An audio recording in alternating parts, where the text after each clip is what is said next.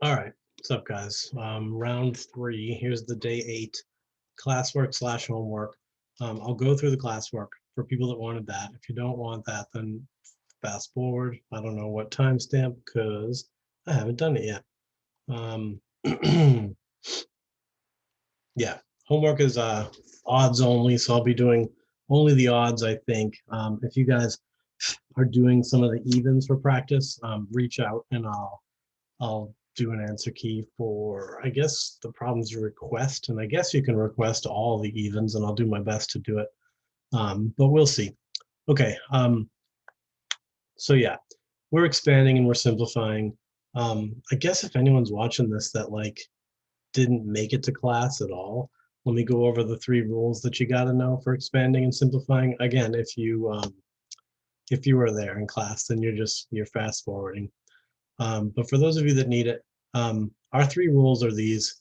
When you're expanding, if you have the log base b of anything to a power, there's a rule called the power rule that says you can just take that power and pull it out and make it a multiple,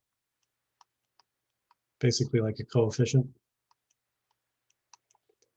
And so that move from here to here, you've technically expanded the log. It's gotten bigger. You've added a coefficient to it, taken out an exponent. When you're condensing, we could apply that same rule just in reverse. If you had a coefficient on a log, then the power rule says you can pull that coefficient in and make it a power. So log base b of a to the power of p. Now, when you apply the rule in that direction, you're condensing. You've made this expression smaller, okay? Now there's rules for expanding. When you have the log of a product, this is called the product rule. If you had the log of, say, an m times an n, then there's a property that states that this is the same as the log base b of just the m plus the log base b of just the n. And again, we could apply that rule in reverse. If you had the sum of 2 logs, now they have to have the same base. That's important, and that could come up. But as long as you have the log base b of something plus the log base b of something, those can be combined into a single log where you're taking the product of those 2 previous arguments. And again, applying the rule this way, we've made it smaller, so we're condensing. Here, we're taking a single log, turning it into 2 separated logs, so we are expanding. And then there's a third rule that's about a quotient, and I'll tell you that in 1 second. I gotta pause this thing. Be right back. Okay, one last rule. And the last rule is the quotient rule, which says that the log base b of a quotient, m divided by n, can be broken down to the log base b of m minus the log base b of n. Again, when you use the rule this way, you're obviously expanding. You're turning 1 log expression into 2. Whereas over here, if you had the log base b of something minus the log base b of something else, if you turn that back into a single log of the quotient of m and n, then obviously you are condensing. And that's it. If you know those 3 rules, you ought to be all right. Let me get that out of my way. Get that out of my way. Shrink that down, put it in the corner. Know those rules. Same with these. Shrink those guys down. Well, these are the same rules. Obviously, they work in both directions. I'm just literally rewriting them so that you guys recognize. All too often, students, when I just write the rule the one way and put like a double-ended arrow or whatever, they just only remember how to work it one way. They remember that you can take the p as an exponent and pull it out, but for whatever reason, they don't really like, concretely hold on to the fact that the p can also be pulled in and used as an exponent. So I'm gonna try it like this. I'll literally write it out in both directions, and hopefully then it will stick in your head a little better. So how do I now take those rules and apply them? Well, looking here, when you're expanding, suppose the first rule. No, there's no hard and fast first rule, I guess. But looking here, 5 times log base 3 of x, there's nothing we can do there. If that 5 were in as a power, we'd pull it out. But the 5's already been pulled out, and it's being treated as a coefficient. So 5 times the log base 3 of x. That's as simple as it gets. Now here we have a 2. And then we have the log of a product. So that needs to split using this rule here, the product rule. So that's going to become 2 logs. But remember, this 2 is applying to this whole log expression. So if that log expression is about to split to become the sum of 2 logs, this 2 would distribute onto it. So you either need to open some brackets and apply the rule and then distribute the 2, or just make a mental note. Like, you guys can keep this in your brain, I think. So when this splits, there's going to be a 2 as a coefficient on both of them. So it'll be 2 times the log base 3 of 4 plus 2 times the log base 3 of x. And then over here, we'll do the same thing. This is minus this log. So that negative, that subtraction, is going to apply to both of these when we split them. So there's the 8 and there's the x to the 5th.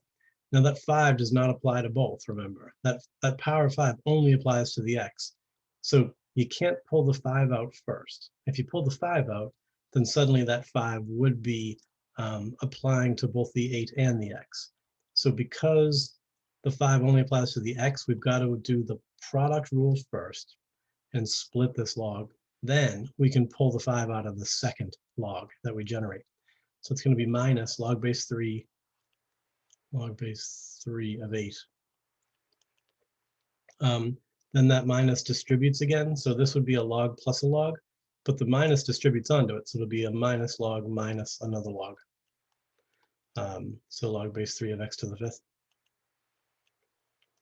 Okay, now I'm not pulling the 5 out yet because there's actually another little trick we have to worry about here. That 4 is a power, right? That 4 is actually a 2 squared. So if I express that 4 as 2 squared, then I've got myself a power that I'm supposed to pull out. And if you're expanding, you're expected to do that. If there's a number, like this 8, that's a nice clean power of a whole number. So I've got to do that too. So that 8 is really a 2 cubed. So that's going to generate a 3. So on the next line, I'm going to pull out all those powers. And then we can worry about simplifying on some third line. So we've got 5 log base 3 of x. By the way, do I need parentheses around this? No. Do I show them anyway? Yes, I always do. Whether I need them or not, I always put parentheses in. I just prefer it. Nothing's ever going to get sloppy on me if I do that. So now, when I pull out this 2, I'm going to have a 2 times a 2. So this coefficient goes to 4. Log base 3 of 2. This guy's 2. Log base 3 of x. This is minus 3. Log base 3 of 2. And this is minus 5. Log base 3 of x's. Okay, so I'm now fully expanded. But expand doesn't mean like make it as big and stupid as you can. Expand just means apply these rules, pull out powers, split products, and split quotients if you can. But we are supposed to simplify. It says so right there. So if we have like terms, like if I have log base 3 of x's, that will combine with other log base 3 of x's. They do have to have the same base. They do have to have the same argument. But as long as they do, you just combine them like you combine anything else. You just add the coefficients. So these 5 and these 2 would make 7, log base 3 of x's. So what's this? There's more log base 3 of x's here. These are negative, so they'll actually just cancel with the first term, leaving you with 2. And then notice, these guys are log base 3 of 2's, and these are log base 3 of 2's. So those terms will also combine. So this now is actually going to collapse down pretty small. Like I said, these cancel, leaving me with just 2 log base 3 of x's. And then the green terms, well, we're taking 3 away from 4. So we'll only have 1 log base 3 of 2. Put a box around it. Okay, so just for the moment, if this was the log base 3 of 9 or 27, or 81 or some cleanly evaluated expression, then you would want to evaluate it. Log base 3 of 2, though, is irrational. It'll be some ugly value, so you wouldn't. But even if this was like log base 3 of root 3, well, you can do that. That would be a half. And so I would expect you to simplify that down, and by evaluating the log. Obviously, you can't evaluate the log of a variable. You can't evaluate the log of some, really unrelated number. 2 is not a power of 3. It's an irrational power of 3, so you can't do it. But if ever there was one that you could evaluate, then you should evaluate it. Okay, what we're doing in example 2 is we're taking the exact same expression, but this time we're condensing it. I see 1, 2, 3 separate logs, so I know I can combine them. I see a log plus a log, so those should combine by the product rule. But then I see that we're subtracting a log, so we should have the quotient rule. But I also see logs that have coefficients on them, so I should have the power rule. So this problem here seems to incorporate all 3 of our rules: the power rule, the quotient rule, and the product rule. So in what order do I apply them? Well, when you're condensing, pull those powers in first, for sure. So for this, it's going to go to log base 3 of x to the 5th. This is going to go to log base 3 of, all right, when I pull in that 2, it does affect the 4 and the x, right? It's going to be 4x all squared. So that's 4x times 4x, giving me 16x squared. Make sure that you apply the 2 to both the 4 and the x. And this guy here is good to go.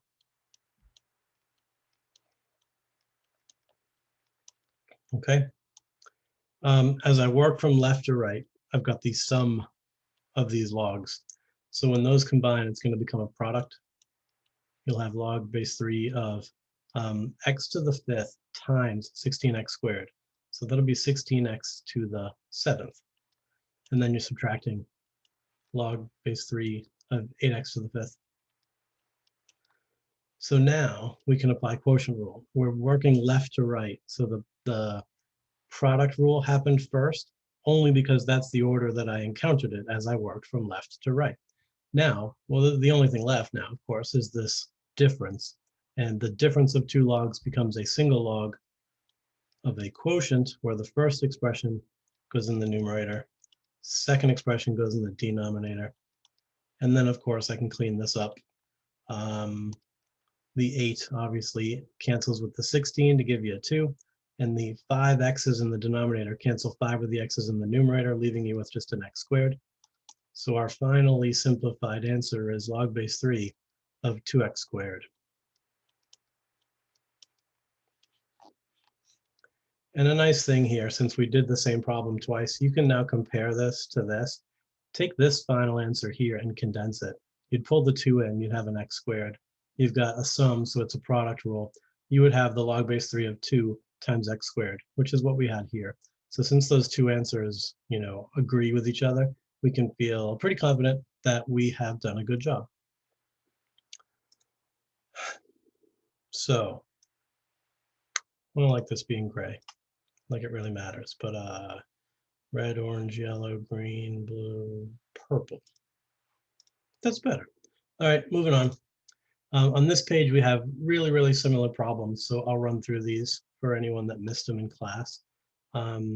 We are expanding, so I don't want to take the 1/2 and pull it in as a power. That's condensing. When I'm expanding, I should focus right in on the fact that we've got ourselves a product here. So this guy is going to split into 2 separate terms. So I'm going to have 1/2 times the sum of 2 terms, right? Let's just do it. It'll be log base 7 of 81 plus log base 7 of y to the 12th. Close brackets. Now I've got this minus log base 7 of 3. That's as simple as it's ever going to get. So leave that alone. Notice they didn't use parentheses here. I'm still just going to use them. It's just good to keep my terms separated from one another. Put the parentheses in. Y'all don't have to, but I recommend it. Here, what are we doing? Expanding. So in just the same way that I didn't pull out my power of 12 here yet, don't pull out the 7 either. Again, you got to focus on the fact that what you have here is first and foremost a product. So split it by the product rule. You get log base 7 of 2 plus log base 7 of y to the 7th. And notice that now that those are separated, now you can take that 7 and pull it out. I'm doing that in the second step. Again, y'all can judge for yourself how many steps you can keep in your head at a time. Maybe you could have just pulled that 7 out right away. I'm just not doing it yet. I now have to do a handful of things. This 81, I sure hope you guys are recognizing as a 9 squared, but I sure hope you're recognizing 9 as a 3 squared. So 9 squared is really 3 squared squared, which is really 3 to the 4th. So if you break 81 down to 9 squared, you haven't broken it down far enough. 81 needs to be broken down to 3 to the power of 4. You got to break this thing down to the finest possible base that you can. So make sure you recognize that. 81 is actually 3 to, oh, damn it, 3 to the 4th. How big is that eraser? Okay. So I'm going to try to combine some steps. This 81 is really 3 to the 4th, like I just said. I'm just going to literally write over it. This 12 is coming out. I guess that's it. There's nothing else. So now when I pull that 4 out, I'm also going to distribute the 2 in onto it. So half of 4 is going to give me 2 log base 7 of 3s. I think I'm doing that slowly enough that you guys can follow along. Plop out a 12, but also distribute a half onto it. So it's really going to be 6 log base 7 of y's. All right, we've also got log base 7 of a 3.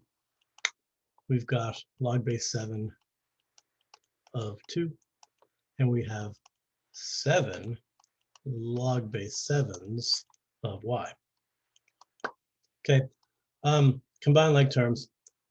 You are log base 7 of 3. This highlighter's too dang small. Get bigger, bro. Okay, log base 7 of 3. There's some log base 7 of 3s. That's all. These are log base 7s of y, and so are those. And then there's this poor lonely log base 7 of 2. He's the only one. I don't like these colors. They are so similar. So we'll do gray. Obviously, the oranges can combine, the blues can combine, and the gray just gets left alone. So in what order do I want to list these? It doesn't really matter. I'm gonna go with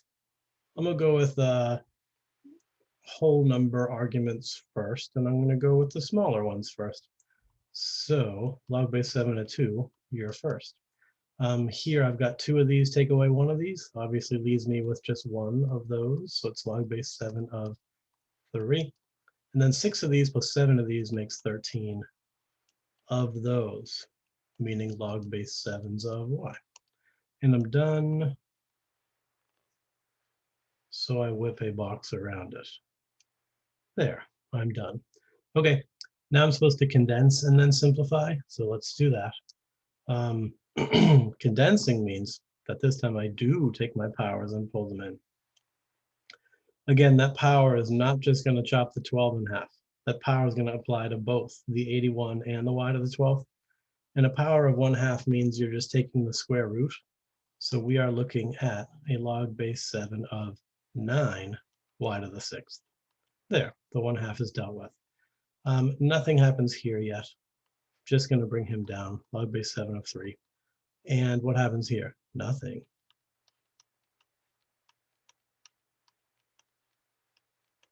Okay, this is important. This is where you better remember that I told you that we condense these things as we go from left to right. So if you see log minus log first, then we're doing quotient rule first. Don't apply product rule here and then apply quotient rule, or you're going to end up taking your 2y to the 7th, and he's going to end up in the denominator of our expression, and he doesn't belong there.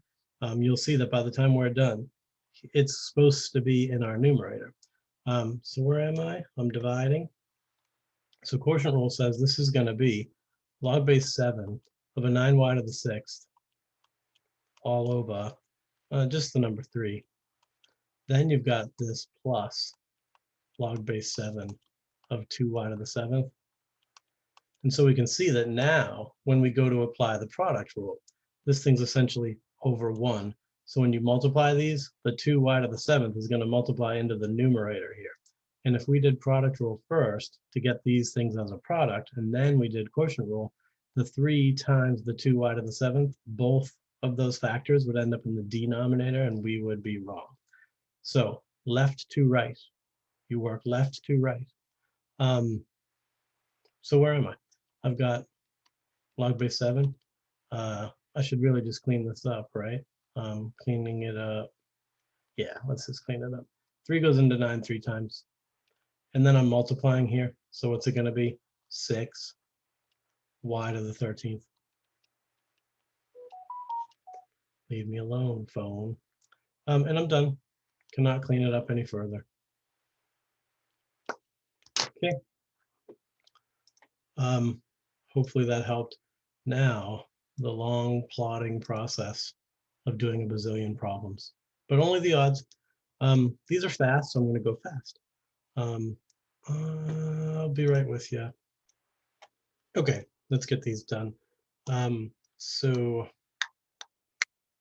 looking at this, this would become the ln of na minus 1 to the 1/2 power. Just turn the radical into an exponent. And then you can apply power rule to pull out the 1/2. That's it. Don't even worry about this. They're just basically reminding you that obviously if a was not greater than 1, you would have a negative under your radical. It'd be imaginary. If you're thinking it should be greater than or equal to 1, remember that sure, you can have 0 under a radical, but you can't have the ln of 0. So while 0 is in the domain of the radical, it's not in the domain of ln. That's why a has to be strictly greater than 1. But for our purposes, who cares? This is our simplified version. We're fine. Moving on. We're not doing 30 because it's even. 31. So I hope it's understood. This is why I always use parentheses, right? But looking at this, you might think that this is the ln of just the z multiplied by z minus 1 squared. Such a thing exists, right?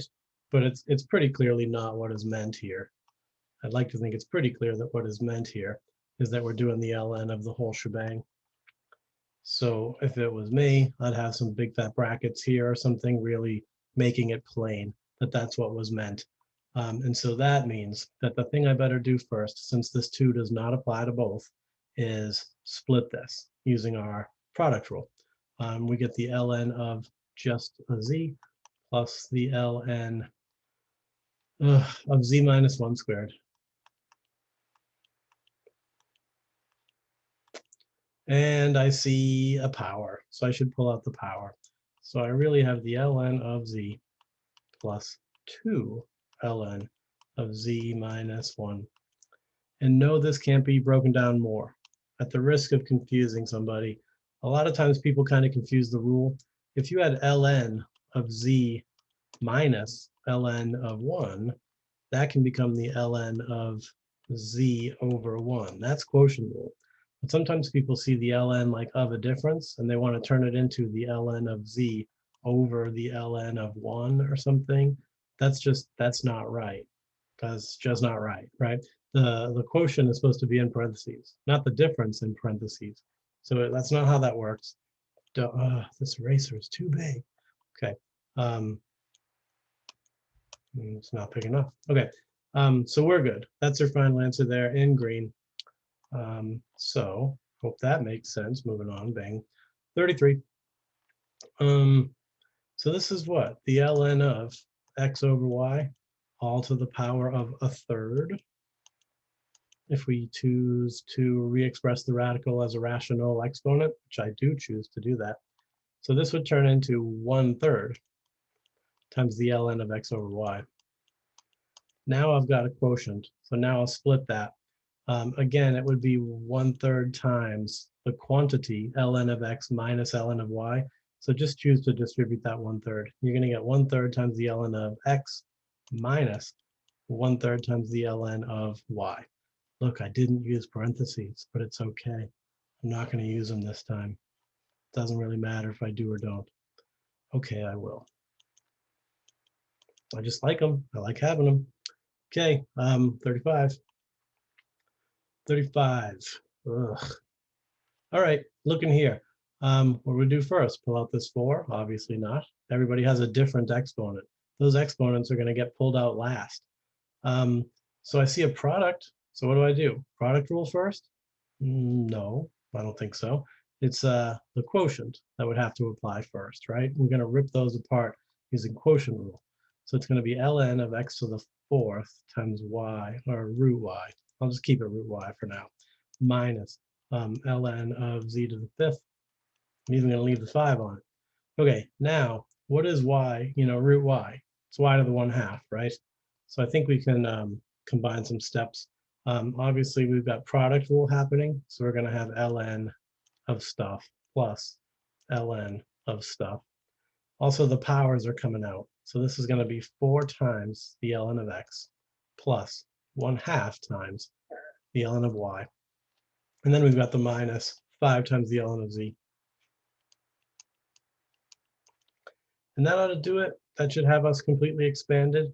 I've been ignoring these directions, but it says use the properties of logs to write the expression as a sum. Okay, done. This is a sum. A difference. All right, fine. This is a difference. And or constant multiples of logs. Well, 5 times log z. That's a constant multiple of a log. So this thing here is the sum and or difference of constant multiples of logs. This is a very long-winded way to say, take this thing and expand it. That's what we've done. We've taken this thing and we've expanded it. And we're done. That's the final answer. Moving on. 37, this guy's going to break down the same way. You're going to have log base b of an x squared minus log base b of a y squared times z cubed. So here we can pull out the power and we get 2 log base b of x. Remember that this is a product, so when this becomes a sum, log plus log, remember that that minus is going to apply to both logs. So it's going to actually be minus, actually, let's pull out the 2's as well. I want to start combining steps. So the 2 is going to pull out, you're going to have 2 log base b of y. And then it would technically be plus 3 log base b of z, but the negative is distributing in, so it's minus 3 log base b of z. And there's your fully expanded expression. Yeah. Okay, great. Moving on. So 47 is next. Write the expression as the log of a single quantity. That means take this thing and condense it, right? So log of a single quantity means it has to be the log just of something. No coefficients allowed. So you pull the coefficient in as a power.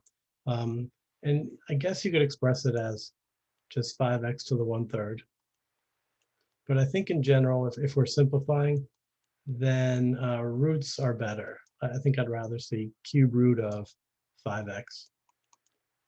Although these things are, meaningfully equivalent. So I don't know. I'm saying this one, but that one's fine too.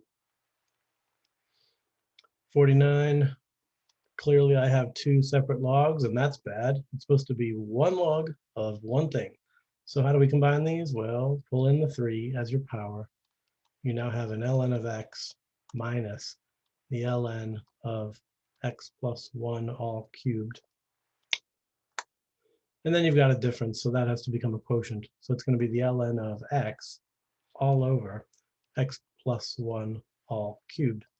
Now, are you expected to actually cube this binomial and expand it out? No. The simplified version would want that to be factored. So don't take it and expand it. We like it the way it is. Put a box around that. We're done. Moving on. 51. This one's pretty straightforward. You just have a difference. So rewrite it as a quotient. X minus 2, x plus 2. Put a box. There's no more to do with that. We are done. 53. Okay. So when order of operations rolls around, you got your old please excuse, my dear Aunt Sally. So I know I told you to work from left to right, but obviously parentheses, and of course I mean parentheses generically. Um, if we've got brackets, then you better simplify whatever is here in brackets first. Now, this coefficient of 3, there's no harm in pulling that 3 in as a power. That's not going to ruin anything. But let's do what's in brackets. This becomes the ln of x plus 2x minus 2. I'm not sure how I want that. We could multiply those together, right? And have an x squared minus 4. I don't know what I prefer. Maybe I prefer the x squared minus 4. Although I think I just got finished telling you that I wanted things in factored form. In this case, maybe this is better. We can argue about it. It doesn't matter. Anyway, now that this is combined into a single log, we could pull this 2 in, because essentially these those brackets just don't even need to be there. Let me get my white back so I can delete them. No need for these brackets. We've got a coefficient of 2. Pull that 2 in as a power. And then, of course, because this is a difference, we'll apply the quotient rule. So I guess our final answer is, ooh, too thick. I guess our final answer is going to be the ln of an x cubed in the numerator. In the denominator, an x squared minus 4 quantity squared. All right, we could debate whether that's the best answer. I did tell you that I wanted things factored, so maybe, just maybe, the answer should really be x cubed over an x plus 2 and an x minus 2. And again, since we're squaring this whole thing, these would both be squared. It would be that thing squared, that thing squared. So I think, like, there's not really an argument here. Like, this guy is pretty clearly the simpler expression. But if we value lower exponents, like x to the 1, then this is the better one. I'd rather have x to the 1 than x squared. Again, it's arguable. I'm sticking with the blue thing. Remember that when you take your quiz, it'll be multiple choice. So you better just be able to find either one of these. If you see this, you better know it's equivalent to that. If you're looking for this blue boy and only the gray boy is an option, you better know that you can pick the gray boy. All right. 54, I'm not doing. That's even. Let's do 55. Ugh. Hey, look, it's brackets. So clearly we have to clean up what's inside the brackets first. Hey, look, it's a 2. So you got to pull 2 in first as a power. Then you're working left to right, and I see a sum. So that becomes a product. So I don't want to combine too many steps. So I think I'll pull in the 2 to get an x plus 3 all squared, and I'll multiply by the x. You know what? Like, this is doable. Like, obviously, it's going to be x times x plus 3 all squared. And then it's minus this stuff. So we're dividing by that stuff, x squared minus 1. All right, backing myself into a corner a bit again. This thing here, that's another difference of squares. Do I prefer that to an x plus 1 times an x minus 1? Yes. Let's say that yes, I do still prefer that. So what's then the final form? This 1/3 is going to get pulled in. And, well, a 1/3 power is like a cube root. So do we just express this as a big honkin' cube root of everything? X plus 3 all squared over x squared minus 1? Yeah, I think we do. I think that's probably our best bet. That's 55. Here's 57. Again, work from the inside out. So what am I looking at here? It's going to be the ln of y times y plus 4. What? Y times y plus 4 I hate that I have two different Y's and I have two different 2's. You guys hate that about me or what? Sometimes I have a 2, sometimes I have a 2, sometimes I have a Y, sometimes I have a Y. I don't hate that about me, but it's kind of annoying. I am going to fix it. Y plus 4. This 2 has gotten pulled in as a power, so there we are. Oh, look. I also have a 1/3. So this whole thing goes to the 1/3. Parentheses, parentheses, close parentheses, minus lny minus 1. All right, all right. That 1/3 has to apply to both of these, right? So I guess just make it a big cube root. I guess that's what I'm into. And then we're subtracting. So it's the ln of the cube root of y plus 4 all squared. Then it's going to be all over y. And then just minus 1, right? And there's nothing you can do with the minus 1, right? You surely can't combine those. Oh, wait. Yes, you can. And this is tricky, but I can express 1 as an ln. And so I'm expected to, because this is not supposed to be the expression of a log of a single quantity minus 1. That's not allowed. So guess what 1 is? Wouldn't 1 just be the ln of e? The ln of e is 1, right? So I can rewrite the 1 as the ln of e. And suddenly now I've got a new little quotient rule problem. And now I can combine these. I can work the 1 into the fold of the ln and have a final simplified answer. So it's going to be the ln of the cube root of y times y plus 4 all squared. Now that thing's all over y. Now a good way to think of this might be like, where's that e going to go? Technically, it's divided by e, right? But that's a complex fraction now. So how do you clean that up? We'll put the e over 1. You're multiplying by the reciprocal, 1 over e. So you're multiplying by 1 over e. And we see that essentially what happens is it's minus e. So that means the e goes into the denominator instead of the numerator. If this was plus, the e would go into the numerator.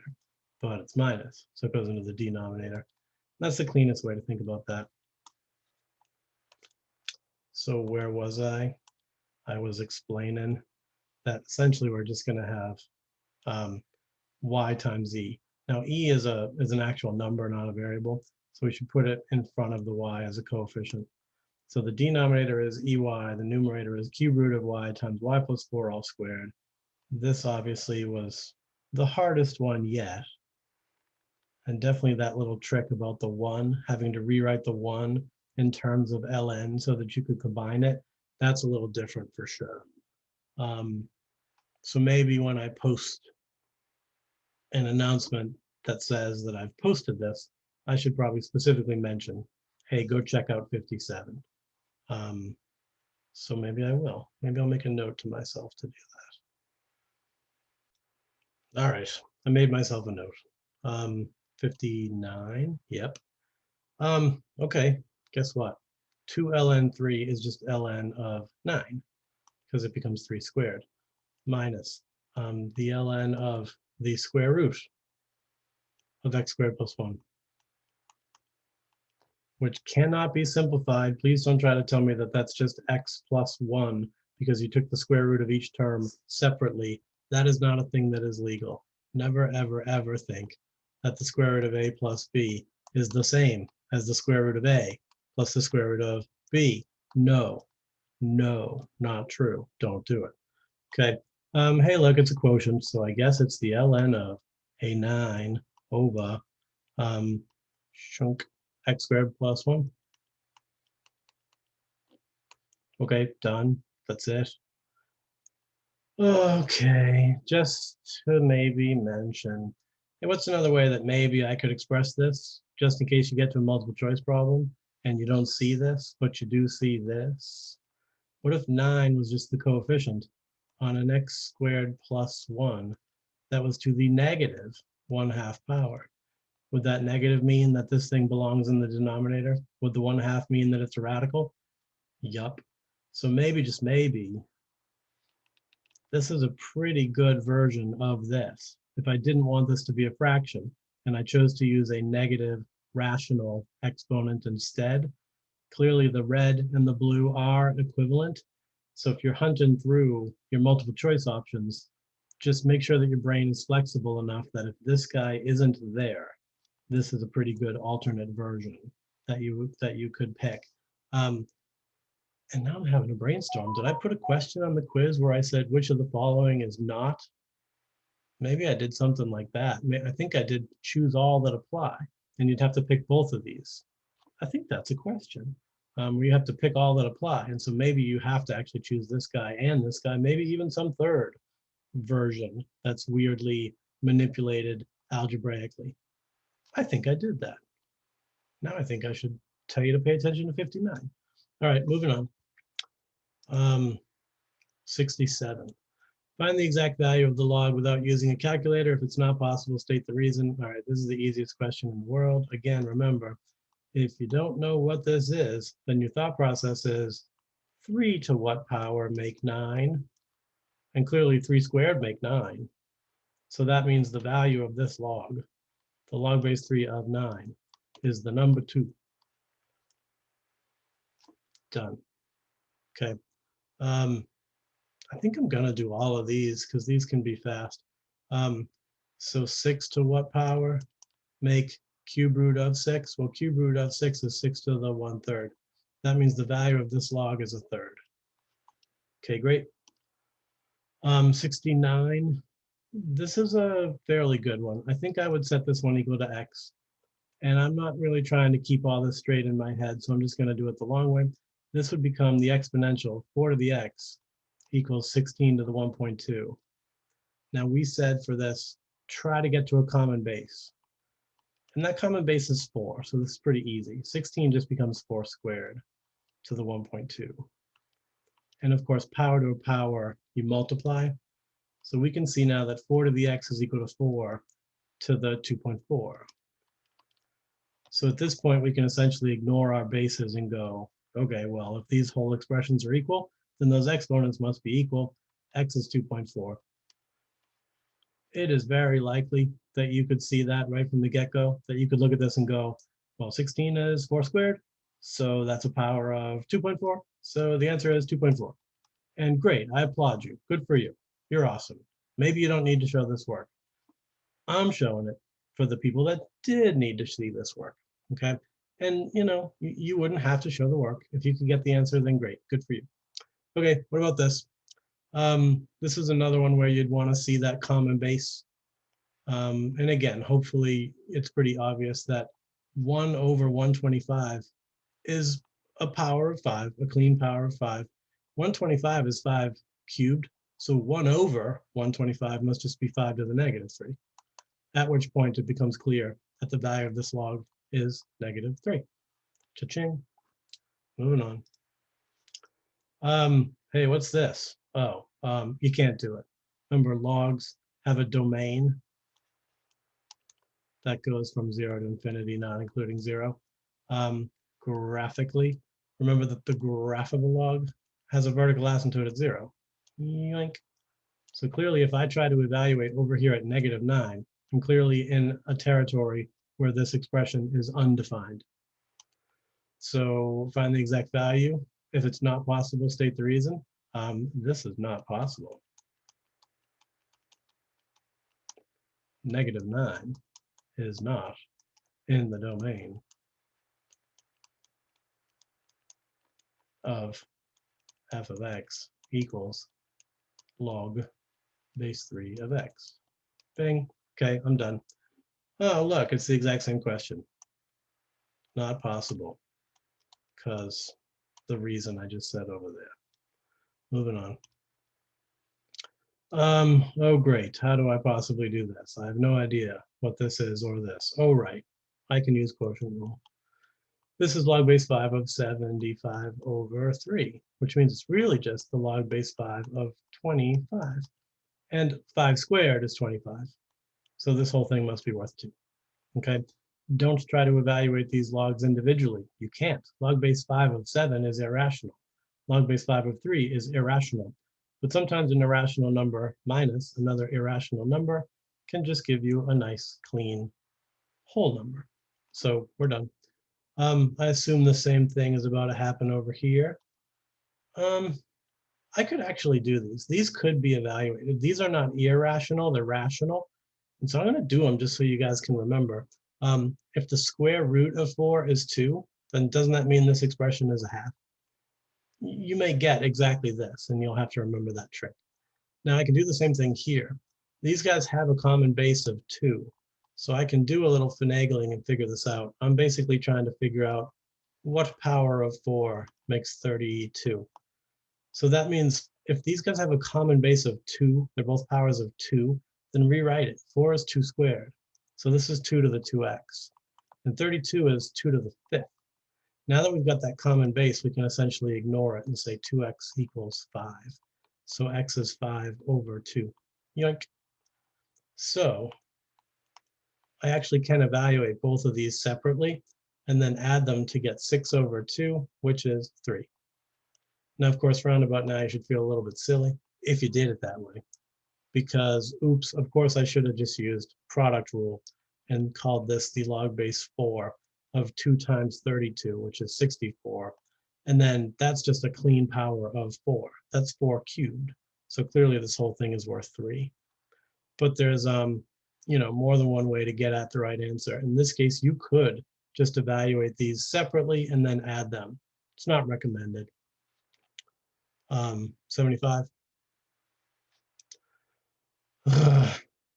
This one, maybe it is recommended to just evaluate these ones separately.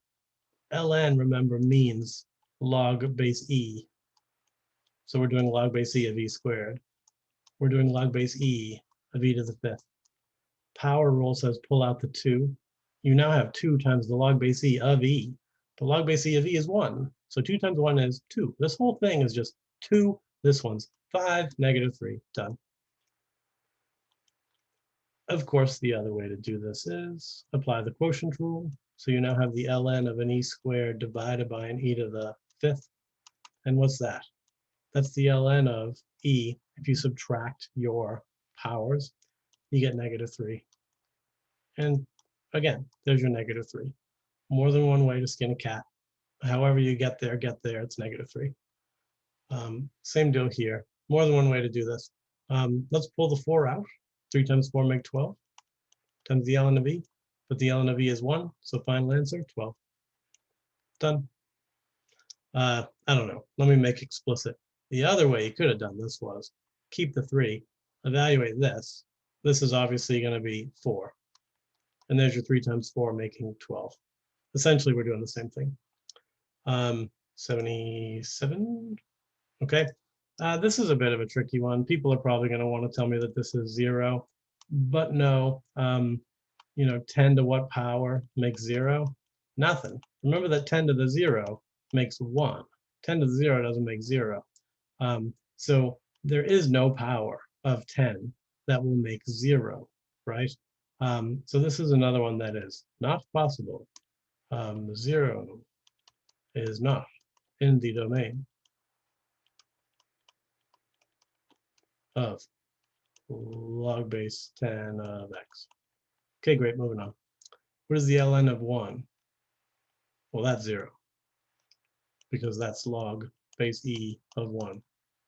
So they're asking e to what power makes 1. Of course, it's 0, so 0. 79 is another gimme. Pull that out. You're talking about 4.5 times the ln of e, which is 1. So the answer is 4.5. This one, is this one tricky? You're not tricky.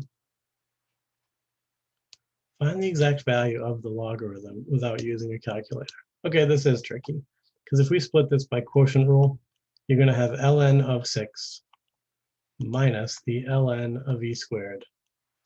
And so sure, I can simplify this. It'll be ln of 6 minus whatever this is, 2. God, why am I having trouble with that? It'll be 2. But they're saying find the exact value of the log. I cannot find the exact value of this, because clearly 6 is never going to be something that you can get from a nice clean power of E. E is irrational. There's not going to be some power that suddenly gives you a rational value. Well, there's one. E to the 0 makes 1. But every other power of E is going to be some disgusting number. It's not going to be 6. So this is basically just, to this again, you should be saying it's not possible to find the exact value. Not possible, because the ln of 6 is irrational.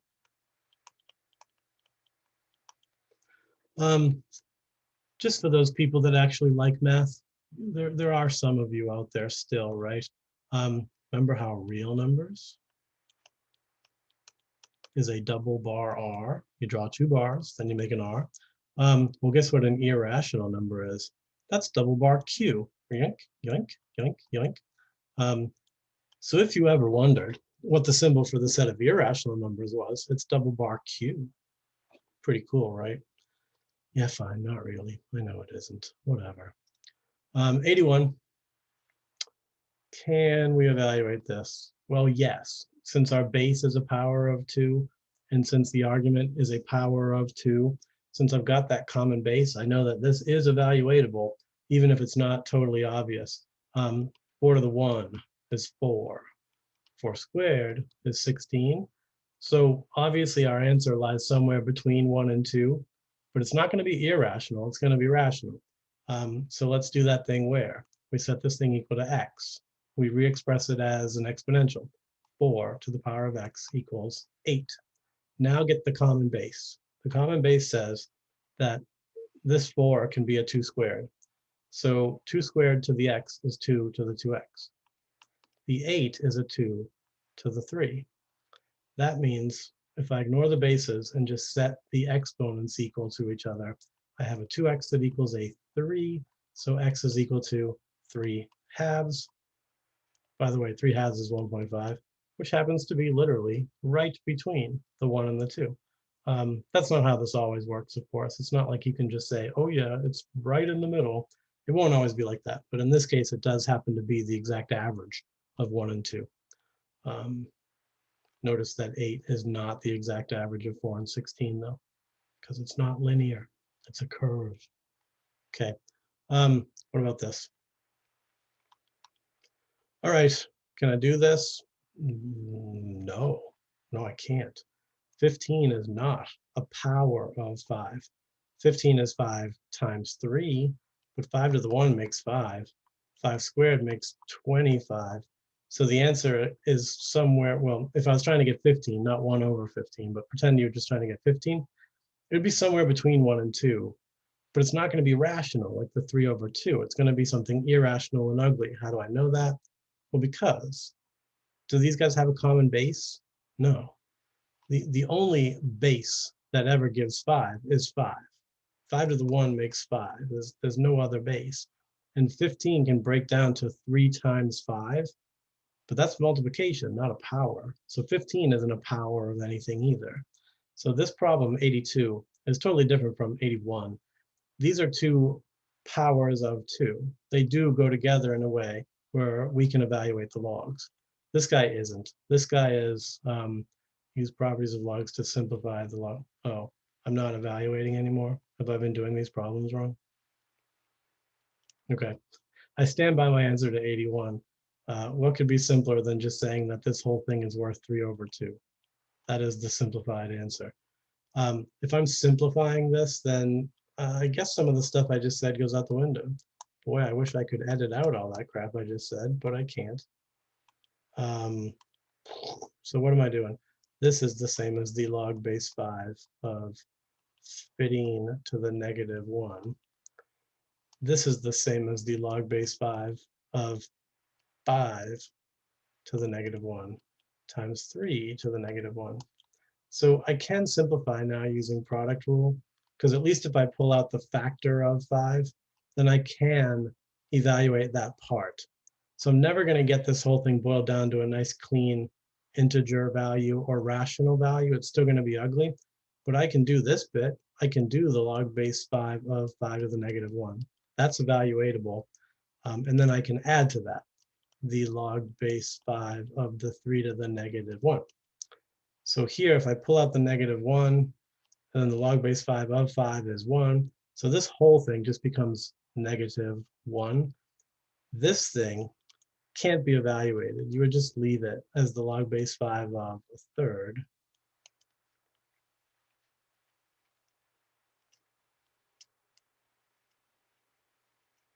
I guess. Long pause. Okay, long pause. Ugh, I kind of hate math.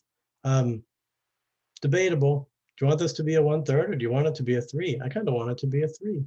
And so maybe just pull the negative out instead and have -1 minus log base 5 of 3. And then from there, factor out a negative. So we'll just call it the opposite of 1 plus the log base 5 of 3. Is there really any correct answer to this? I don't know. I say that's the best we can do. We were asked to simplify. These questions that ask you to simplify, they always are a little bit debatable. How far do you want to go? I think I like this. I think I like having a log with an integer base, an argument that is an integer. This part's evaluated down to a whole number, and then the negative is factored out. I think I like what I've done here. I'm happy with that. Let's move on. Okay, what can I do here?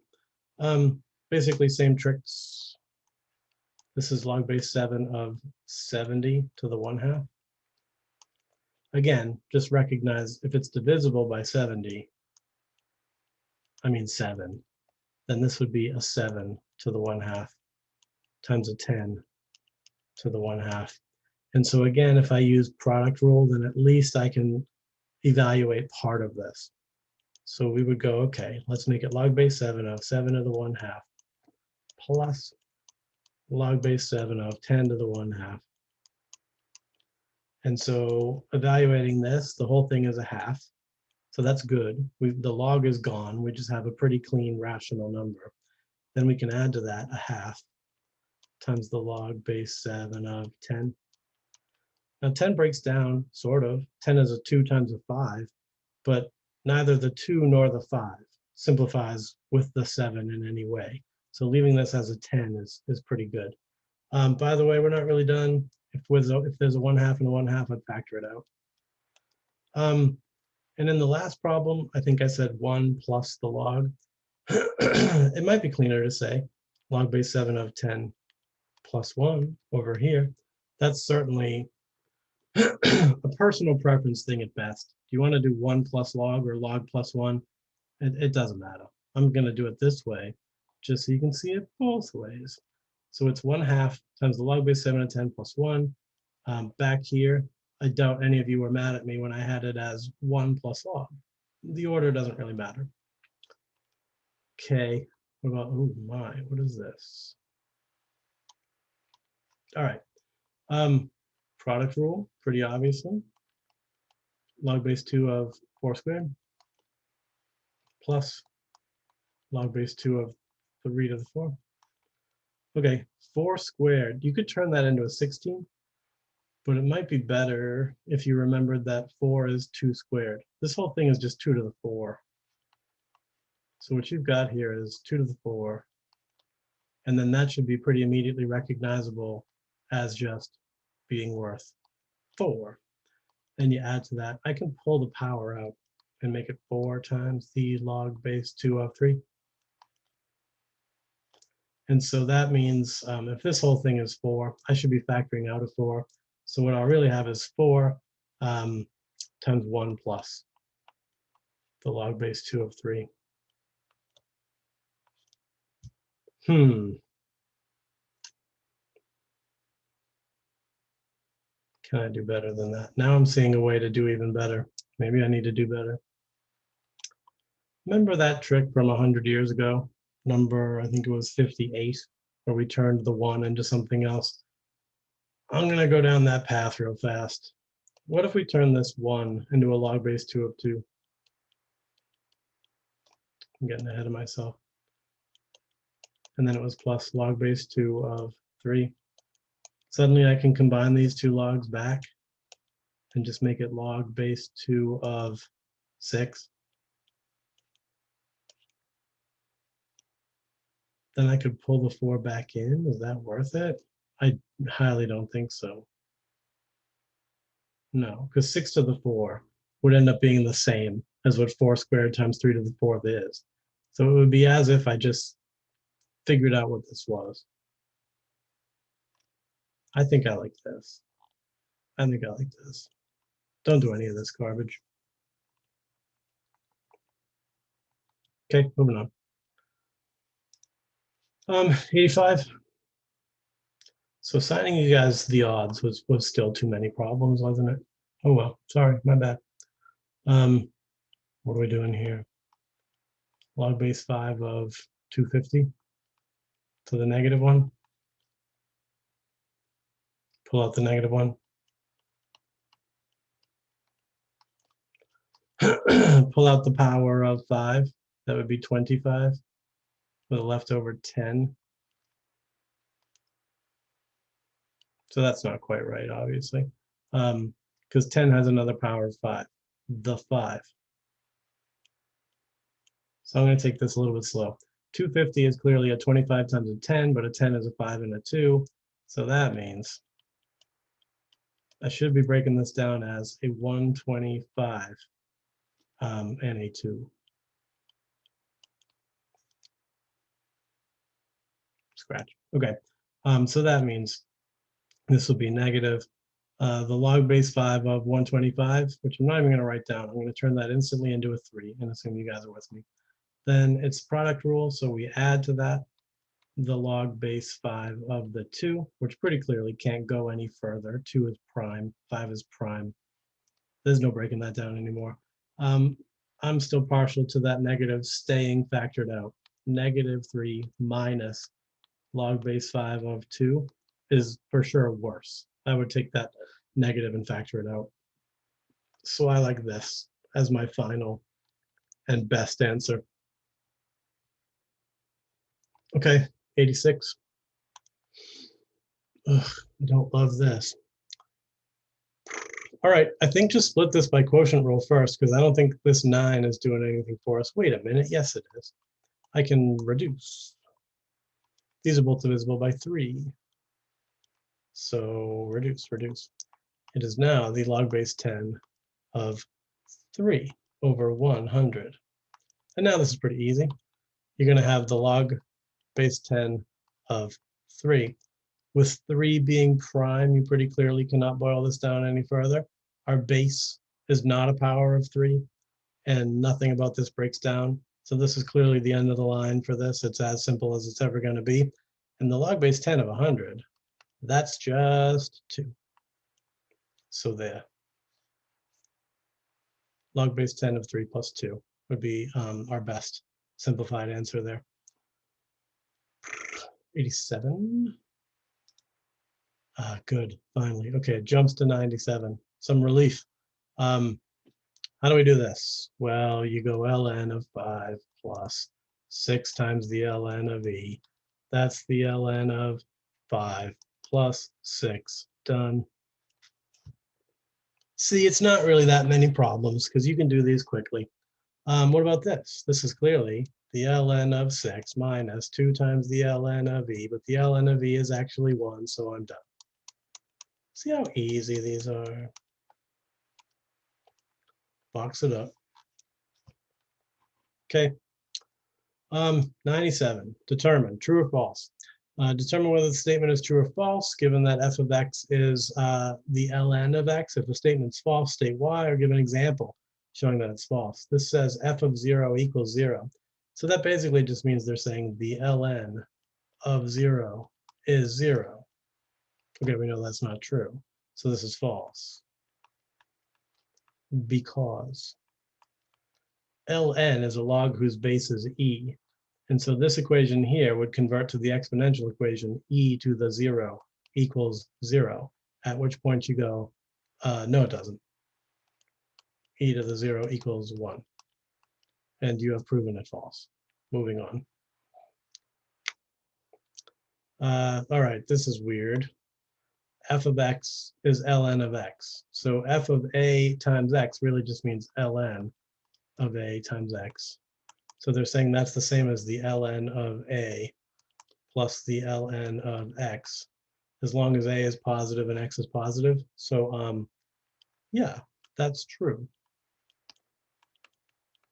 This is just the product rule.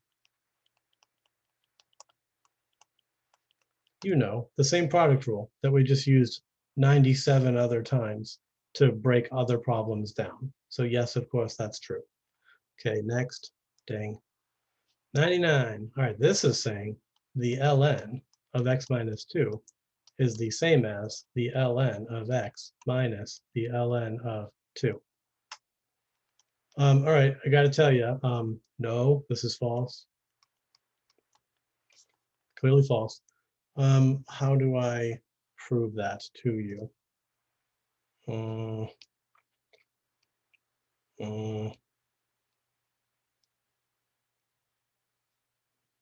I don't know.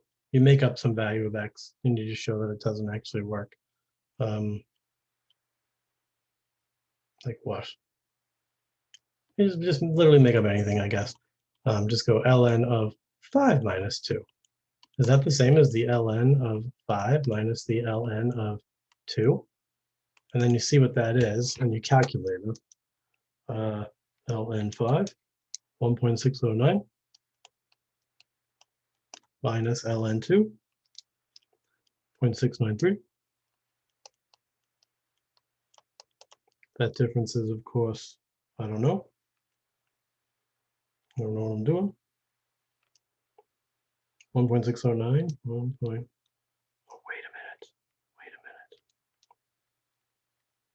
minute. Why do I have this terrible calculator? Okay, hold on. ln 5 minus ln 2. All right, 0.9163. And then you go, yeah, but wait.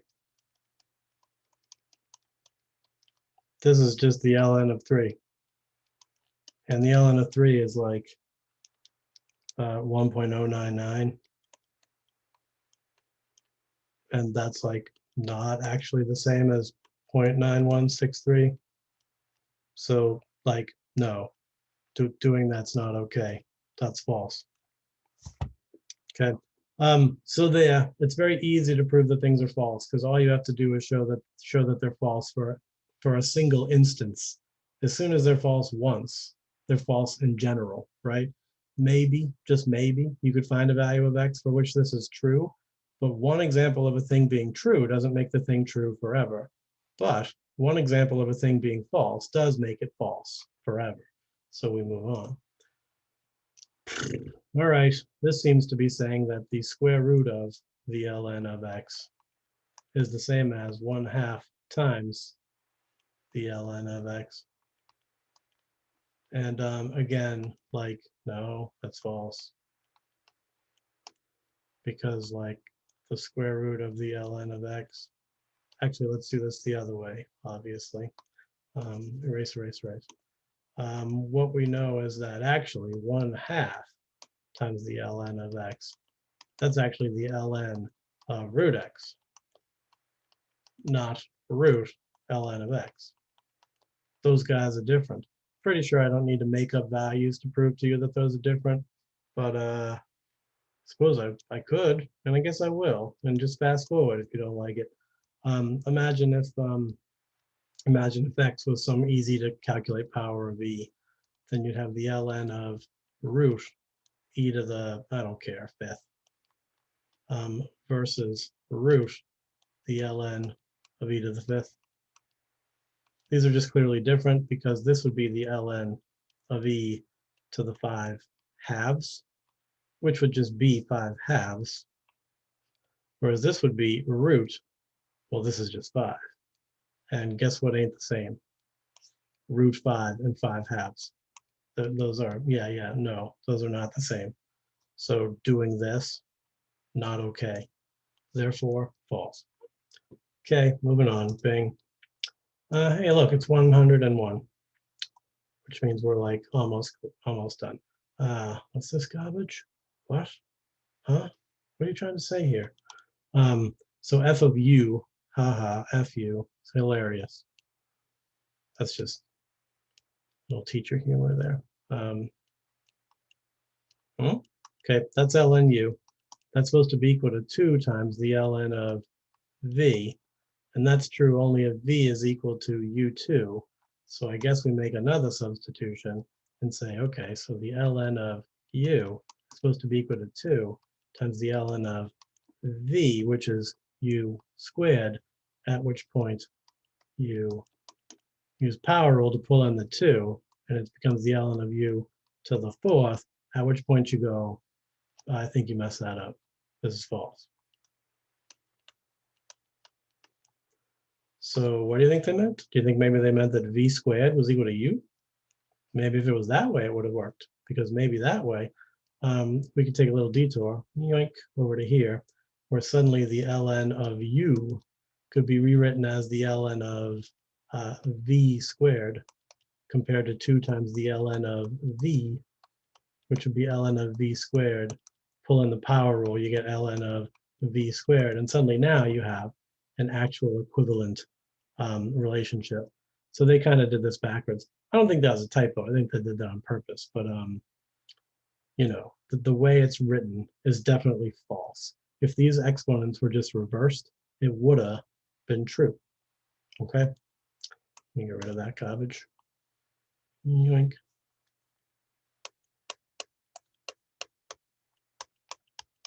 Ugh. Why? Oh my God, last one. Please, right? Isn't it? Okay, good. So what is this crap? It says if the ln of x is less than 0, then x must be somewhere between 0 and 1.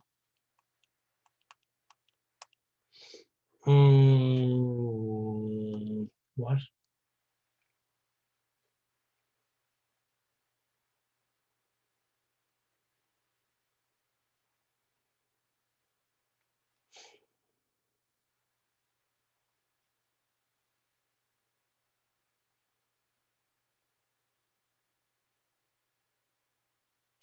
Sure. I think I can explain this a couple of ways.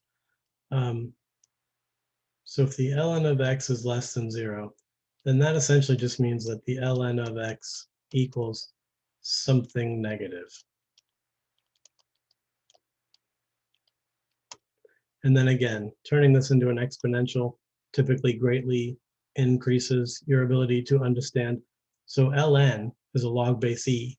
So they're essentially just saying that, you know, this would be e to a negative power equals x. And guess what e to the negative power is? It has to be 1 over some positive power of e to some whatever positive power. And guess what? Yeah, that's going to fall between 0 and 1. Why? Because this thing here, e to some positive power, is always going to be greater than 1. So you're always going to have some fraction where the denominator is greater than the numerator. That implies that it's less than 1. But this thing's never going to go negative. The greater and greater and greater the powers of p are, the bigger and bigger and bigger this gets. So yes, it approaches 0. So we see that, yeah, we've got some expression that is trapped between 0 and 1. A better way to explain this would be to stop clinging to algebra and get with graphs. Because we know that the graph of the ln of x has that vertical asymptote at 0. And at 1, the ln of 1 is 0, right? So if I was to graph my graph, I cross the axis here, and then my graph goes wee. So literally, picture is worth 1,000 words, right? It says if the value of the log is negative, that's this stuff, that's this part, then x lives between 0 and 1. Yeah, it literally does. You can see the part of our graph is stuck between 0 and 1. So that's the better explanation, in my opinion. When the log function is negative, the x values must be between 0 and 1. Yep, true. When the graph is negative, it lives between 0 and 1. That checks out. True. Okay, not so easy to explain these weird math concepts. I hope that you guys understood that. Oh God, and I hope that you watch this, and I hope that it's less than an hour long, but we'll see. Oh, I gotta say goodnight. Bye.